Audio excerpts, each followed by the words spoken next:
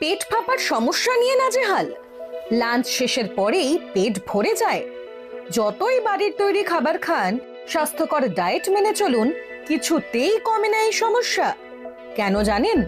আপনার ডায়েটে যদি ল্যাকটোজ, ফ্রুক্টোজ, সরবিটাল সমৃদ্ধ খাবার বেশি থাকে, তখন পাকস্থলী সবটা শোষণ করতে পারে না। তাই হেলদি খাবার খেয়েও পেট ফাঁপে। আবার ইরিটেবল বাউয়েল সিনড্রোমে ভুগলেও এই সমস্যা হয়। যাদের ডাইজেস্টিভ সিস্টেম সেনসিটিভ, তাদের মধ্যে পেট ফাঁপার সমস্যা বেশি দেখা যায়। আবার ঠিকমতো পেট পরিষ্কার না হলে কোষ্ঠকাঠিন্যের সমস্যায় ভুগলেও এই সমস্যা দেখা দেয়। ব্লোটিং এড়াতে হলে জাঙ্ক ফুড, মিষ্টি জাতীয় খাবার এড়িয়ে চলতে হবে।